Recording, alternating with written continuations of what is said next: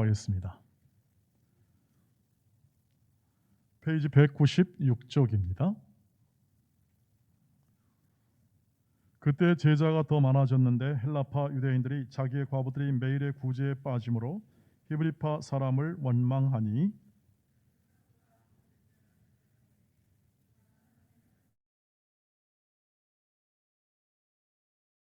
형제들아 너희 가운데서 성령과 지혜가 충만하여 칭찬받는 사람 7을 택하라. 우리가 이 일을 그들에게 맡기고 온 무리가 이 말을 기뻐하여 믿음과 성령이 충만한 사람 스데반과 또 빌립과 브로고로와 니가노르와 디몬과 바메나와 유대교에 입교했던 안디옥 사람 니골라를 택하여 같이 읽습니다.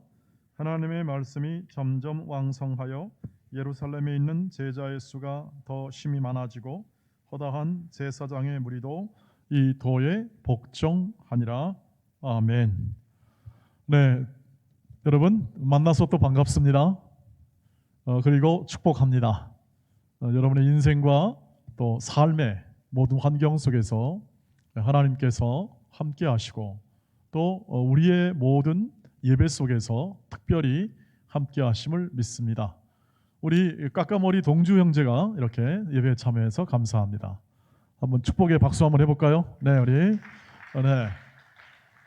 내 아들도 군대가 있어서 절절합니다.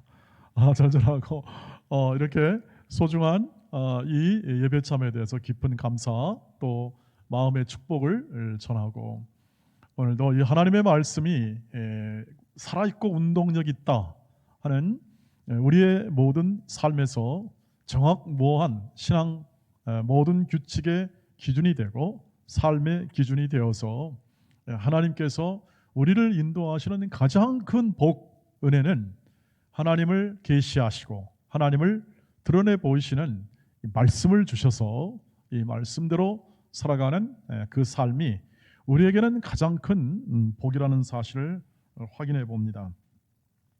오늘 특별히 이 초대교회가 갖는 이 역사성, 초대교회는 교회가 우리 교회도 47년간의 역사가 있듯이 이런 역사 속에서 이 교회가 만들어진 것처럼 이 초대교회도 2000년 전에 이 교회가 설립이 되고 이 교회가 이렇게 점점 자라가면서 문제점을 노출하기 시작하는 것을 볼 수가 있습니다. 하나님의 교회는 이렇게 자라갑니다만 문제없이 자라는 것이 아니라 문제가 있지만 그 문제를 극복하며 나가는 것을 보게 되는 거죠.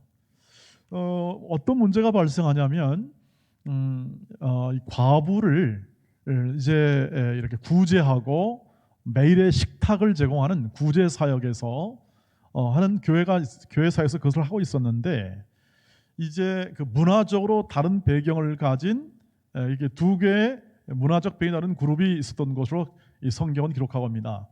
하나는 히브리파 과부들, 하나는 헬라파 과부들이 있었다 이렇게 성경이 얘기를 해주고 있죠.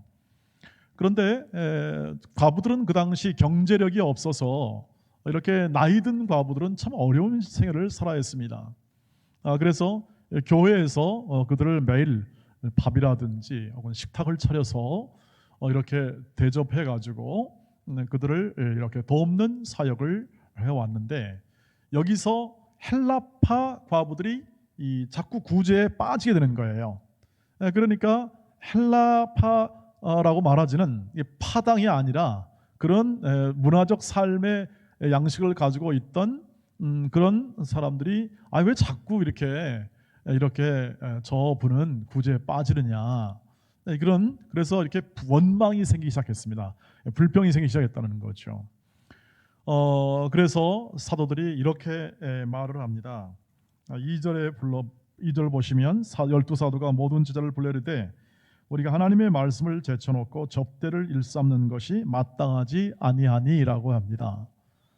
이 말은 뭐냐면 사도들의 일종의 사역에 대한 중요성을 이렇게 다시 한번 천명하게 되는 결과인데요. 사도들이 이제 구제 사역도 좋으나 그러나 자신들의 해야 할 본래적 더 본질적 사역을 해야겠습니다.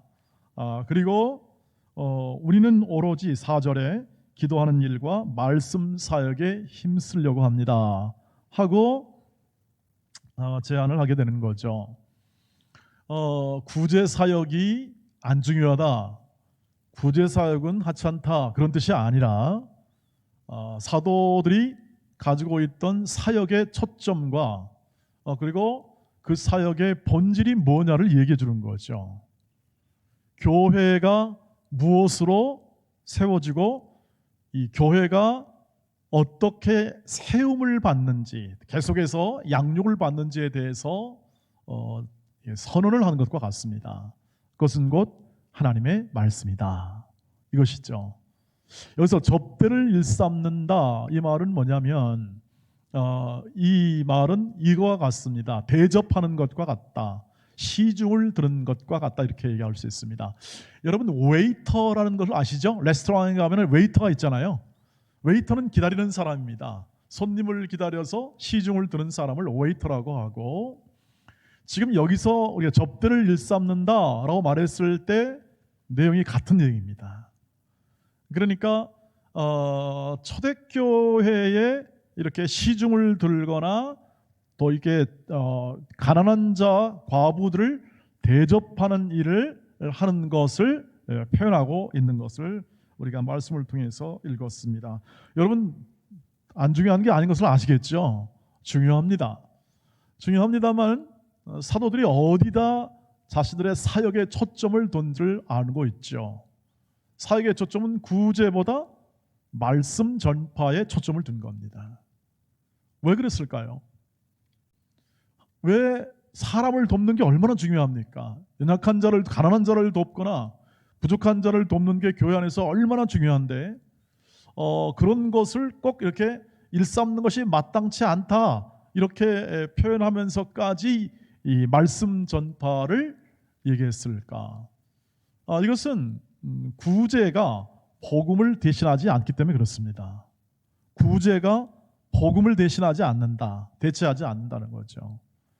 그 어느 것보다도 말씀 전파 사역이 언제나 교회에서는 본질적으로 이루어져야 된다. 그래야 교회가 만들어지고 교회가 모여진 하나님의 뜻을 이룬다 하는 것을 말합니다. 그러면 구제는 뭘까요? 하나님의 사랑의 표현이다. 말씀이신 하나님, 사랑이신 하나님이 그 사랑을 성도를 통해서 표현해 주는 게 구제예요. 그러니까 이 말씀으로 거듭난 사람들이, 말씀을 통하여 세워진 사람들이 하나님의 사랑을 표현해 주는 게 구제니까 먼저 앞서는 건 뭡니까? 말씀 전파를 통해서 본질적으로 구원을 얻는, 그리고 또 예수를 믿는 그러한 일들이 벌어지고 그것이 이루어지는 것이 언제나 사도들이 가지고 있는 언제나 제1 사역의 소명이고 그들의 초점을 맞추는 first thing, 첫 번째 일이었다 하는 것을 천명해 주는 것이 바로 오늘 본문의 내용이죠. 그들은 항상 언제나 기도할 때도 이 기도를 했습니다.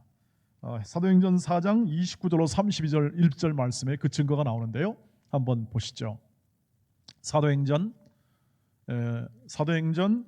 4장 29절로 31절 제가 읽겠습니다. 주여 이제도 그들의 위협함을 굽어보시옵고 또 종들로 하여금 담대히 하나님의 말씀을 전하게 하여 주시오며, 돼 있죠? 손을 내밀어 병을 낫게 하시옵고 표적과 기사가 거룩한 종 예수의 이름으로 이루어지게 하옵소서 하더라. 31절 같이 읽겠습니다. 힘차게 시작. 빌기를 다함에 모인 곳이 진동하더니 무리가 다 성령이 충만하여 담대히 하나님의 말씀을 전하니라. 아멘. 이들이 항상 기도하고 또 그 다음 기도한 다음에 응답이 되면 뭐합니까? 말씀을 전하는 거죠. 그래서 사역의 본질은 말씀 전하는 것에 있습니다. 우리 모든 사역, 우리 교회 안에 있는 모든 사역의 본질은 말씀이 전해지는 거예요. 여러분 왜 이렇게 말씀 전함이 중요했을까요? 왜 사도들은 그렇게 이것을 그렇게 생명처럼 알고 이것을 더 확충하기 위해서 노력하고 기도하고 구제하는 사역, 그렇게 중요한 구제 사역까지 일단 내려놓고 그것을 일곱 사람 다른 집사들을 통해서 그것을 하게 하고 이렇게 했는가 하는 그런 이유를 알아야 되는 거죠. 말씀은 곧 예수 그리스도이십니다. 말씀이 육신이 되어 우리 가운데 거하심에 이렇게 돼 있잖아요. 말씀이 육신이 되어 거하시는 것이 바로 예수 그리스도이시죠. 예수 그리스도를 전파하는 것입니다. 예수 그리스도가 우리의 길이요 진리요 생명이십니다. 요한복음 14장 6절 말씀을 보십시오. 요한복음 14장 6절 예수께서 이르시되 이렇게 했습니다. 내가 곧 길이요 진리요 생명이니 나로 말미암지 않고는 아버지께로 올 자가 없느니라. 아멘. 아버지께로 올 자가 없다. 내가 곧 길이요 진리요 생명, 길, the way, the truth, 그 다음에 the life, 앞에 더 자가 붙어서 유일한 길이요 유일한 생명이요 유일한 진리다. 이것을 예수께서 친히 말씀했어요. 그러니까 이건 빼도 박도 못해요. 여러분, 우리 예수를 믿는다 하면 이것을 믿어야 해요. 길이요 진리요 생명이다. 여러분, 세상에 다른 길이 있습니까? 직업적인 길에서 다른 길이 있습니까? 여러분 안에 있는 모든 환경 속에서 다른 진리가 있습니까? 여러분, 진리라고 여겨지는 모든 것들이 있죠. 여러분, 지금 대학에서 공부를 하고 공부를 이미 끝냈고 혹은 공부를 앞으로 더 할 사람도 있겠습니다. 여러분, 대학에서 학문을 배우죠. 여러분 어떻습니까? 배우고 나니 어떻습니까? 진리의 말씀과 비교하니 어떻습니까? 성경에서 말하는 이렇게 말합니다. 초등학문이다. 왜 그렇습니까? 그것은 당연히 다른 것들은 사물에 대하여 사물, 사건에 대하여 얘기하지만 말씀은 우리 자신을 얘기합니다. 우리 자신, 이 사람을 얘기하죠. 여기서 사람이 활동하여 얻은 것이 학문인데 근데 정작 사람들은 자신에 대하여 해답을 주지 못합니다. 사람에 대하여 해답을 얻을 수가 없어요. 자신의 열심히 연구하고 밝히고 증명하고 하는 것이 다 학문 활동이고 그것이 사람이 뛰어난 사람들이 하는 것이죠. 법을 만들고 문명을 만드는 것이 사람들이 뛰어난 머리를 가진 사람들이 하는 거죠. 새로운 시대를 열어가죠. 스티브 잡스가 이렇게 애플을 만들어서 새로운 시대를 열어갑니다. 구글이 새로운 패러다임을 만들어가죠. 그런데 정작 진리냐 뭐냐, 생명이 뭐냐 답을 줄 수가 없어요. 자신에 관한 해답을 얻을 수가 없다고 하는 거죠. 왜 그럴까요? 어쩔 수 없이 그렇게 가는 겁니다. 어쩔 수 없이.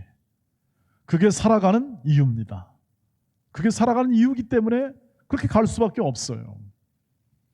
왜냐하면 왜 사느냐 문제가 철학적 질문이잖아요. 왜 사느냐? 그 생명에 관한 문제예요. 왜 사느냐? 어디로 가느냐? 여러분, 어디로 가는 것을 여러분 어떻게 압니까? 너도 모르고 나도 모르는데 어떻게 해요? 그냥 서로 모른 채 하고 가는 거죠. 모른 채 하고 뭘 합니까? 내가 마음에 원하는 대로 가는 겁니다. 내가 마음에 원하는 대로 가는 거예요. 그게 인간의 삶이에요. 그래서 내 뜻과 내 마음대로 걸어가는 게 이 세상 삶인데 그 삶의 결론은 뭡니까? 하나님 보시기에 좋지 못하다, 선하지 못하다. 왜? 멸망의 길이다. 죄로 말미암아 타락한 인간의 모습은 결국 스스로 어떻게 합니까? 서로 싸우고 서로 질투하고 서로 미워하다가 피차 멸망의 길로 걸어가는 것이죠. 자, 그렇게 하지 않기 위해서 어떻게 합니까? 서로 연합해 봅니다. 국제연합을 만들어 보죠.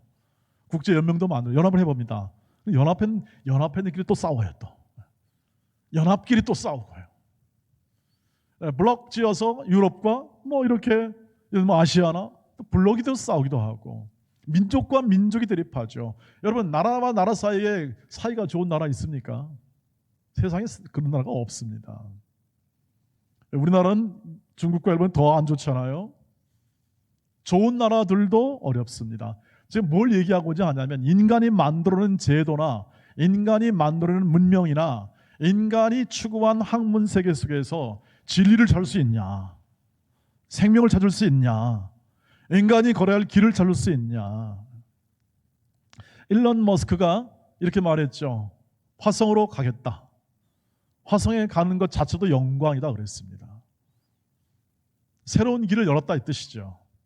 So what? 그래서 어떻게 합니까? 새로운 길을 열었는데. 그래서 그들은 어쩌란 말입니까? 인간의 실제 속에서 우리는 대답을 할 수가 없어요. 그런데 주님이 이렇게 말씀합니다. 내가 곧 길이요 진리요 뭐다? 생명이다. 이해가 되시나요? 이해가 많이 안 될 겁니다.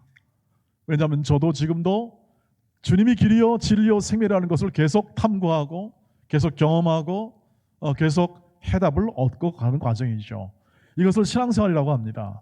예수의 길과 예수의 생명과 예수의 진리를 계속 더 탐구하고 알아가고 경험하고 느끼고 나누고 하는 것이 우리의 신앙생활이기 때문에 이것을 일평생 해나가는 겁니다. 그러나 길은 알았습니다. 목표점은 알았습니다. 그것을 알게 해주신 분은 예수님이시고 말씀입니다. 말씀. 이 말씀이 없었으면 우리는 예수 믿을 근거가 없습니다. 초대교회 성사들이 여기 와서 전해주지 않았으면 우리는 어떻게 말씀을 알겠습니까? 이 말씀을 전하겠다는 일념으로 성사들이 와서 이 말씀을 알았습니다. 그게 사도들의 전통 안에 있는 거죠. 지금 이 말씀을 전해서 이 생명의 말씀, 진리의 말씀을 전해서 사람이 살아가야겠고 그리고 우리 백성들이 살아가야겠고 우리 사회가 살아야겠다 하는 것이 바로 사도들의 일념이었죠. 세상은 계속 말씀을 못하게 막죠. 산헤드린이라는 모든 세상의 권력과 세상의 힘은 계속 힘으로 무력으로 막지만 지난 시간에 말씀드린 것처럼 사도들은 그 무력과 힘이 아닌 말씀으로 살아내는 삶을 통해서 그 인생을 증명합니다. 예수의 인생을 증명하죠.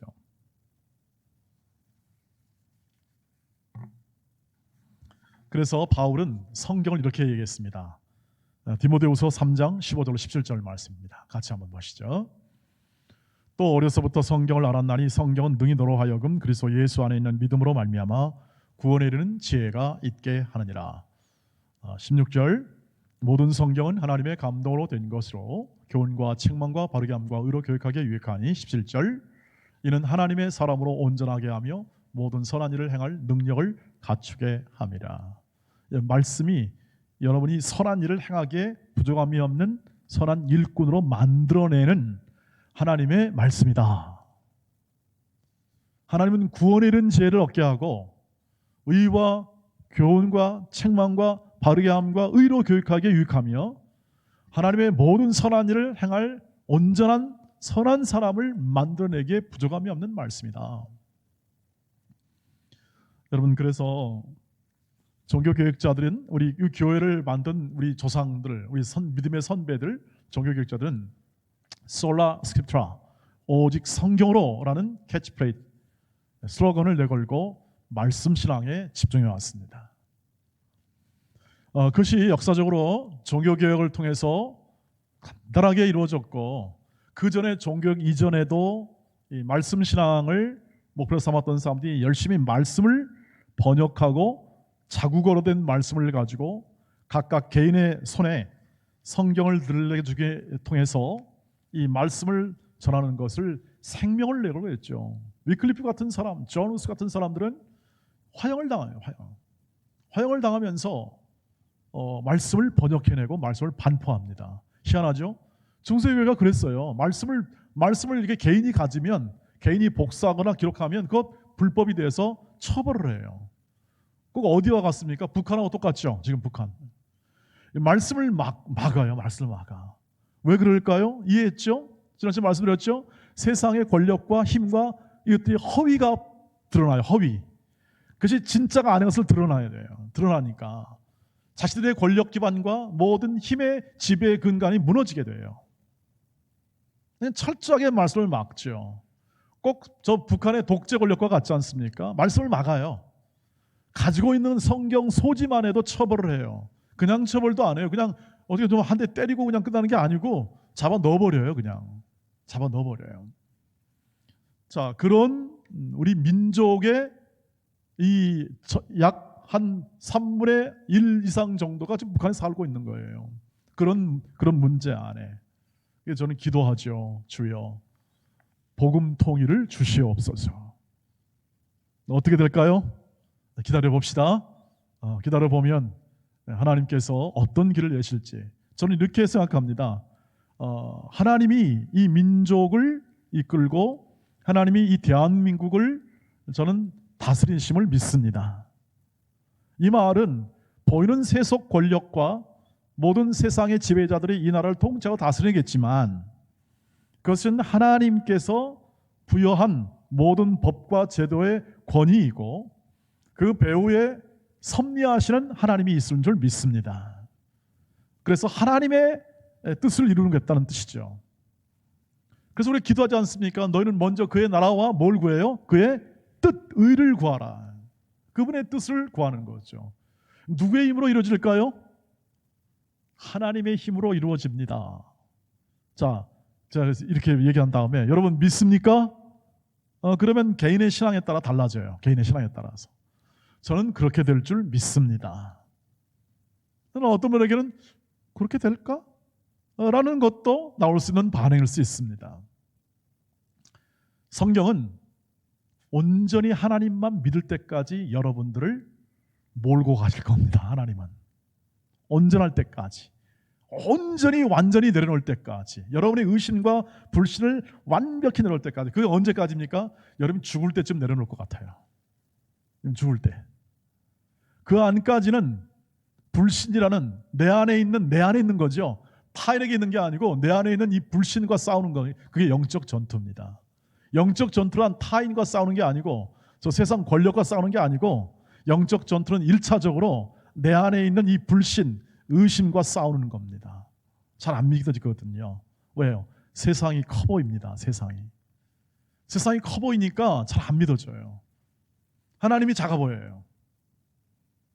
자, 그래서 오늘 이 말씀대로 살아가는, 오늘 이 사도들이 오직 말씀으로 살아가는 것을 천명했고, 그리고 이 말씀이 누굴 계시합니까? 하나님을 계시하죠.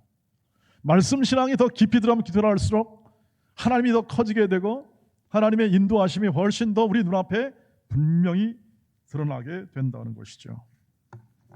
여러분, 말씀을 전하는 것은 그냥 종교적 영향만 있는 게 아닙니다. 말씀 신앙은 개인의 변화와 개인의 확신과 사회 변화를 이렇게 변화시키는 것을 알 수가 있습니다. 여러분, 북한이 이 말씀에 대해서 억압하지만 지금도 북한에 말씀이 들어갑니다. 이 지하교회가, 제가 축도할 때는 이렇게 기도하죠. 숨죽여 예배하는 모든 지하교회 성도를 위해서 이렇게 축도하는데 지하교회가 많습니다. 이게 사람들은 이렇게 다 알 수 없는, 또 알려지게 될 수가 없는 교회죠. 그건 소형되니까요. 그런 그룹들이 적어도 수백 개가 됩니다. 수백 개. 지하교회 혹은 가정 단위의 교회가 수백 개가 된다고 합니다. 이걸 혹시 또 녹음하면 이것을 모니터링하는 이 어떤 저 친북이라든지 혹은 이런 사람들이 더 할지 모르겠어요. 모니터링 한답니다. 설교를. 청년부 설교를 모르겠습니다만 난예배 설교를 한답니다. 혹시 모르지만 그러나 이것은 공인된 거예요. 문서로 반포돼 가지고 이미 그런 교회가 있다는 것은 정설이에요. 정설이고 실제로 그들이 기도하고 있고 또 함께 기도하게 될 때 저는 하나님의 섭리로 이 복음 통일이 되리라는 것을 믿고 있습니다. 왜냐하면 사람의 예상대로 독일 통일이 이루어진 게 아니거든요. 사람의 예상을 따라 이제 이렇게 하게 돼서 통일될 거다 이렇게 된 게 아니고 우연히 돼버립니다. 우연히. 그것도 한 대변인이 잘못 말함을 통해서 그냥 휙 밀려가가지고 그냥 그 벽을 다 깨버리게 된 거예요. 그 독일 통일에 된 과정을 보면요. 물론 그 안에 배경도 있었겠습니다만 나중에 통일될 때 그것이 이렇게 딱 제도적으로 완착이 되고 다 협의돼서 된 게 아니라 어느 날 그냥 확 밀고 갔습니다.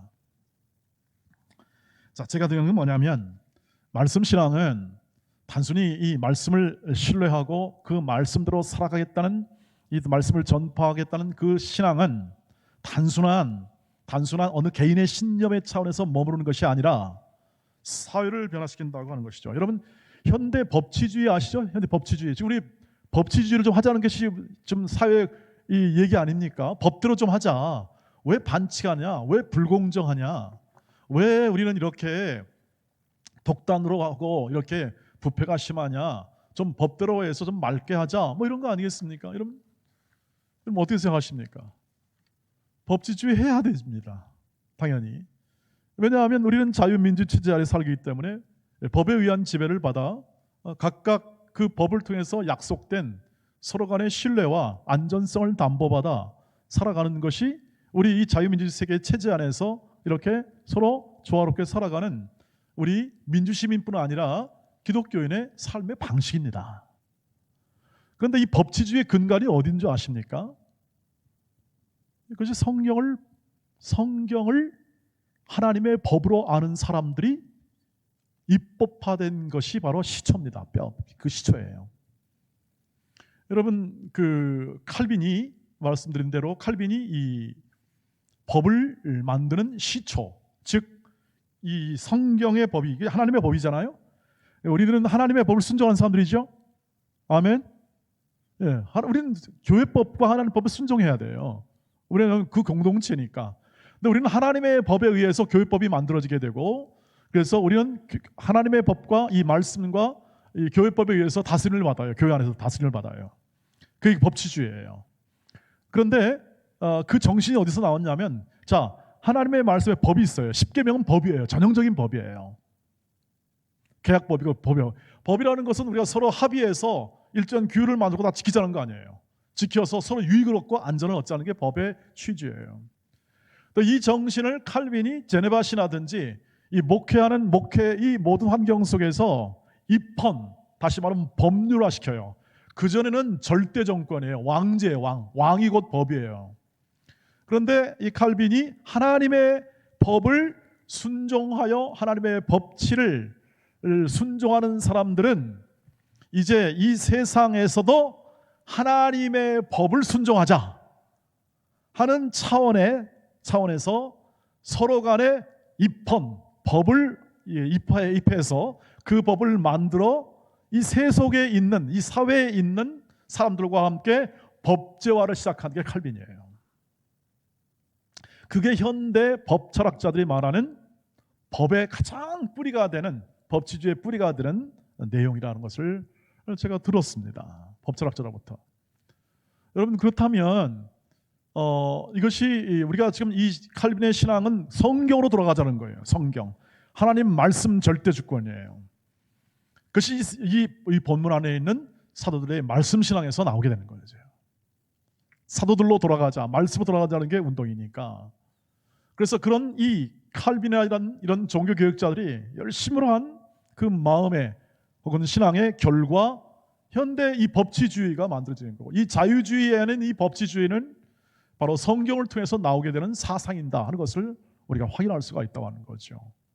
Of the people, by the people, for the people 알죠? 어느 인민에 의한 백성에 의한 건데 이거 누가 한 말인지 아십니까? 링컨이 한 말이죠. 근데 링컨이 한 말일까요? 그 다음에 또 뭐가 있을까요? 앞에 인용한 말이 있을까요? 인용했습니다. 존 위클프라는 사람, 종교개혁자예요. 그 사람도 성경 번역가인데 이 사람이 한 말이에요. The government of the people, by the people, for the people이에요. 그건 무엇입니까? 자, 이 하나님의 말씀에 입각하여 모든 백성의 통치보다는 하나님의 말씀에 순종하자 하는 것을 존 위클리프가 이것을 말한 거예요. 하나님 모든 백성들에 의하여 말씀의 통치가 이루어진 것을 얘기한 건데, 링컨은 성경의 사람이죠.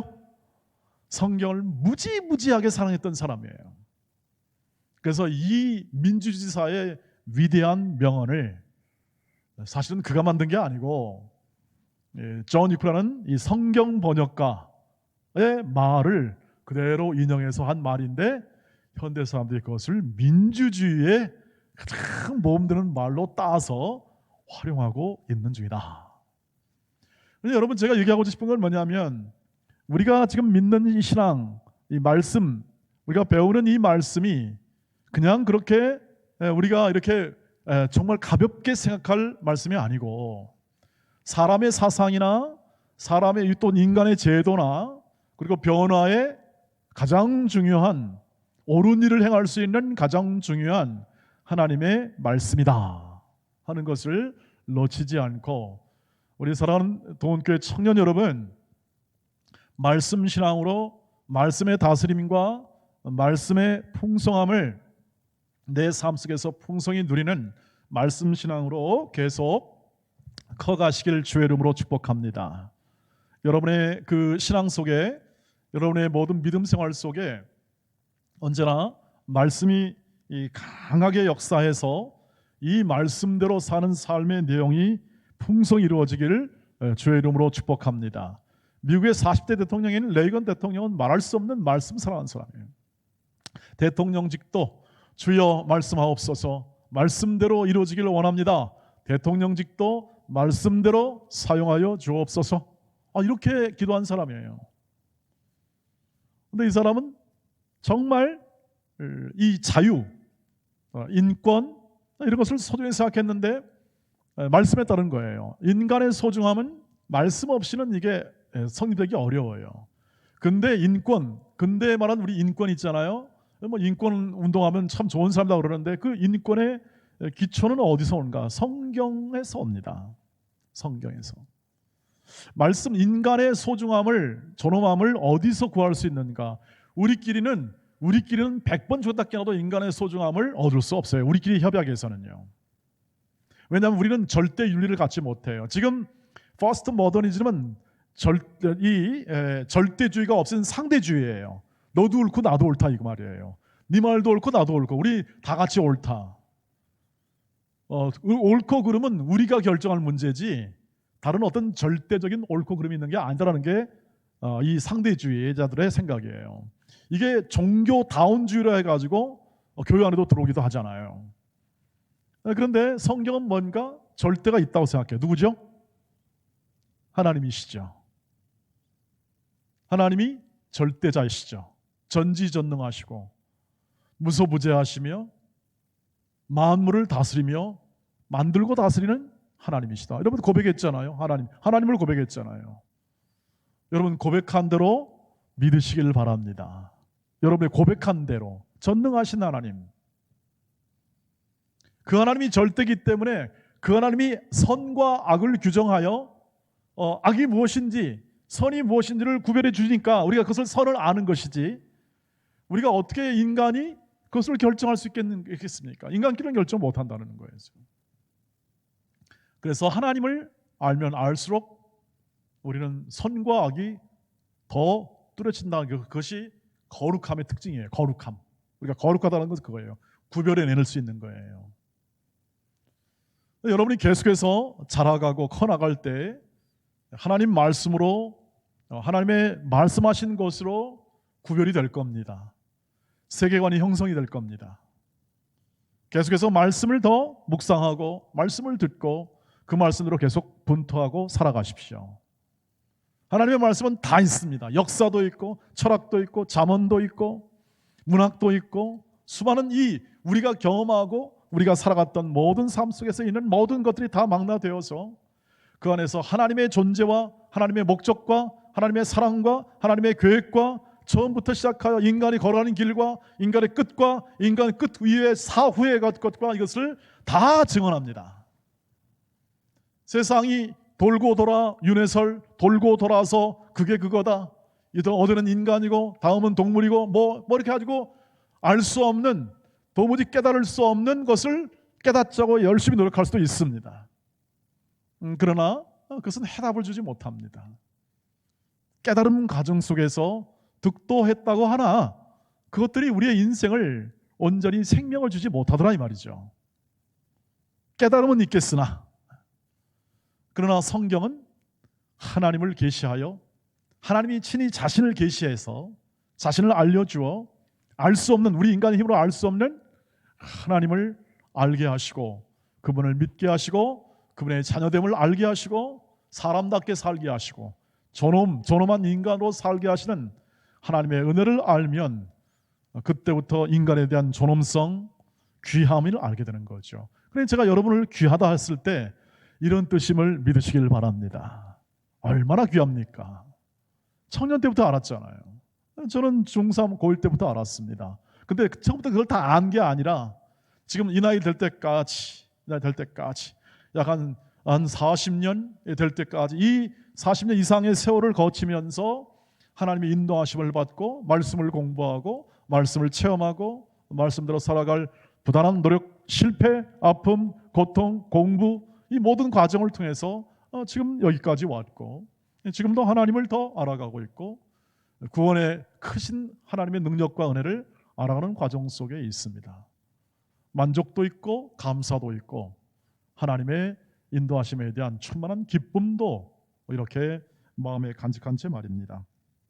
사랑하는 우리 청년 여러분, 오늘도 주께서 이렇게 보여주시고 여러 역사와 인물을 통해서 하나님의 사람들을 통해서 예증하고 증언했던 말씀 신앙을 계속해서 굳게 마음에 가지고 행하시고 누리시기를 주의 이름으로 축복합니다. 우리 청년들이 말씀 신앙으로 굳게 이 청년 시절을 보내고 부단히 말씀을 연구하고 말씀을 묵상하십시오. 이 말씀이 가는 곳마다 여러분의 인생을 더 보람있고 더 강건하게 세워줄 것입니다. 어떤 때는 실패할 수도 있습니다. 어떤 때는 여러분이 연약한 환경에 거할 수도 있습니다.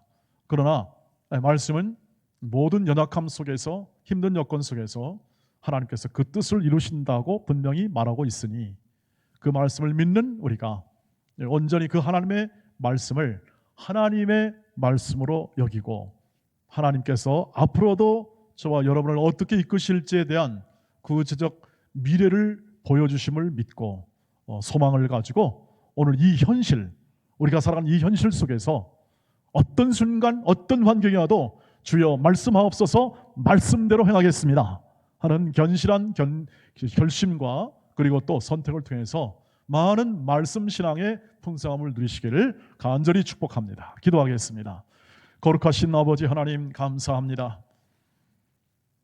하나님의 말씀을 전하는 것을 생명처럼 알고 하나님의 말씀대로 사는 것을 가장 가치 있는 것으로 여겨 그 인생의 소중함을 우리에게 가르치고 말씀 신앙의 중요성을 우리에게 가르쳤던 모든 믿음의 선진들의 권고와 증언을 따라 오늘 하나님이 우리에게 친히 말씀하신 이 생명의 말씀을 우리 모든 삶의 기초와 우리 행동의 근거로 삼고 말씀 신앙을 키워가게 하옵소서. 우리 온 청년회와 우리 온 교회가 말씀으로 임하시는 하나님의 인도하심에 순종하고 그리고 우리 현실 속에 벌어지는 모든 사건과 일들과 만남 속에서 하나님의 말씀으로 해석하는 능력을 기르게 하옵소서. 말씀의 세계관이 더 풍성히 우리 가운데 심어지게 하옵소서. 예수님의 이름으로 기도하옵나이다. 아멘.